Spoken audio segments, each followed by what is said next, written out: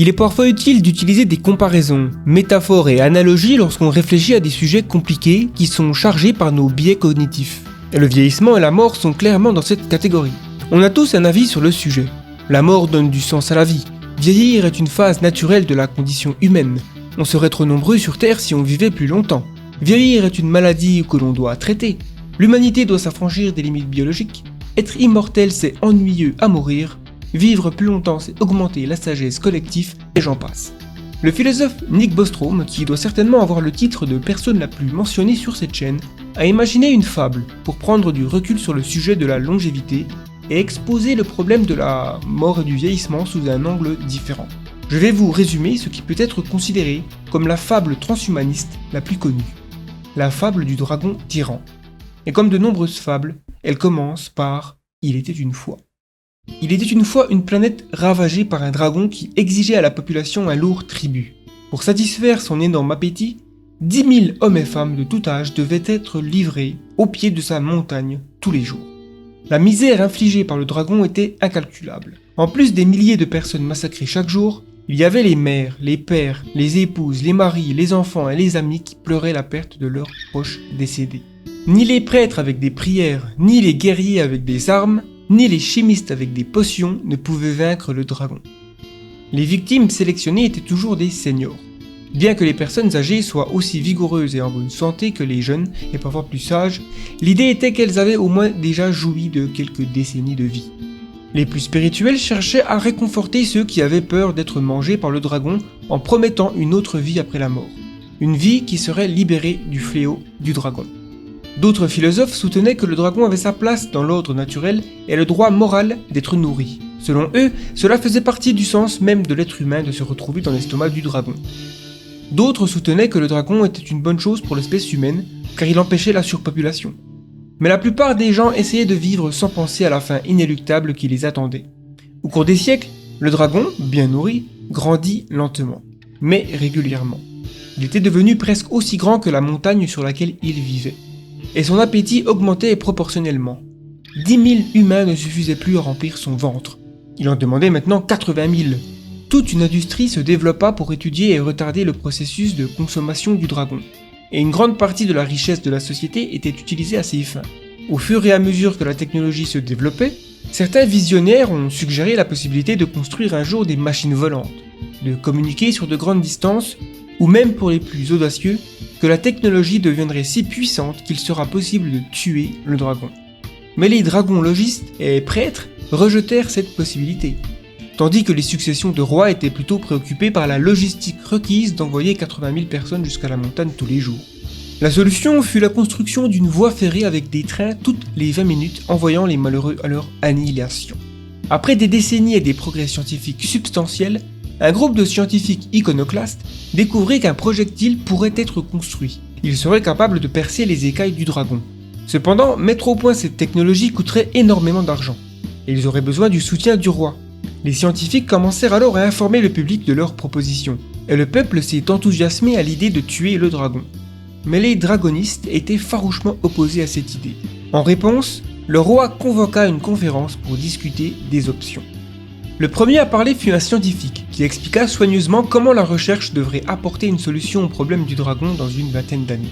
Mais les conseillers dragonistes du roi répondirent qu'il est présomptueux de penser que nous avons le droit de ne pas être mangés par le dragon, que la finitude de la vie est une bénédiction et que vivre sans le dragon enlèverait la dignité humaine.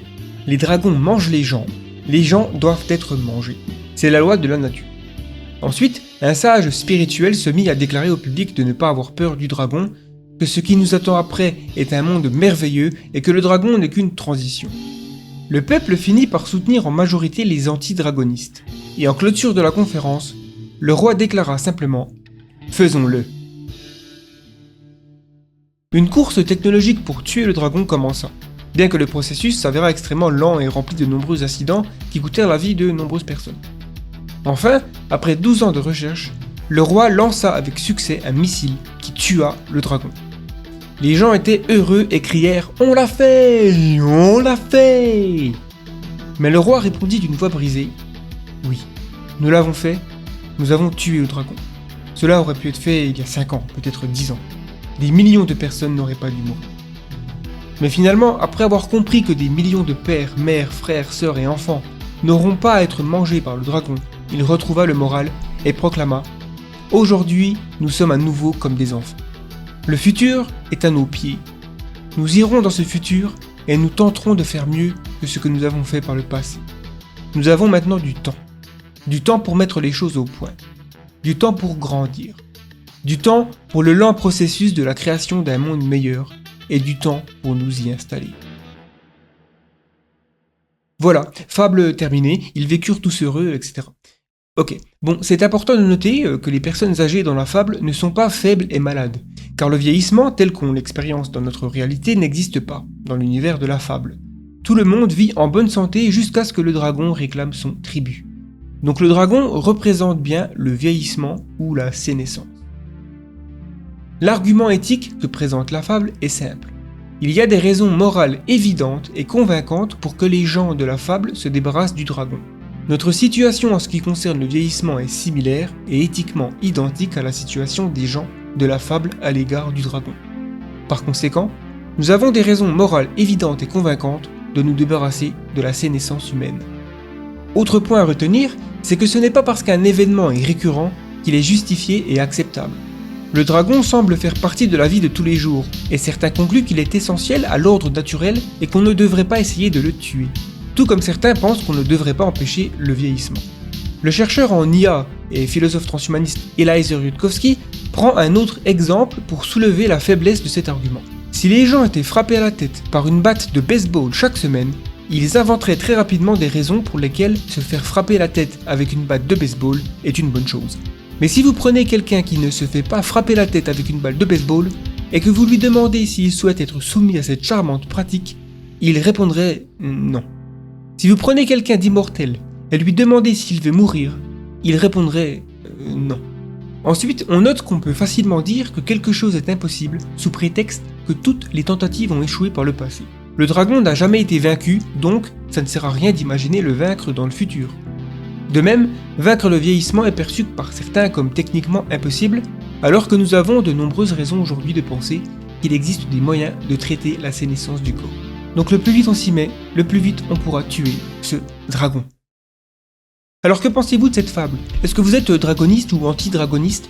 Êtes-vous d'accord pour dire que traiter le vieillissement est un impératif moral criant? Sinon, quels sont vos contre-arguments? Les commentaires s'il vous plaît.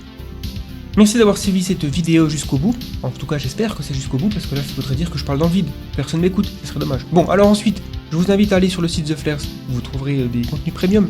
Et sinon, vous pouvez cliquer sur j'aime ou j'aime pas cette vidéo, et vous abonner, et cliquer sur la petite cloche, comme ça vous serez notifié quand nous publions de nouvelles vidéos. Il y a aussi un moyen de communiquer sur le Discord The Flares, où de nombreuses choses sont en train d'être discutées à l'instant même.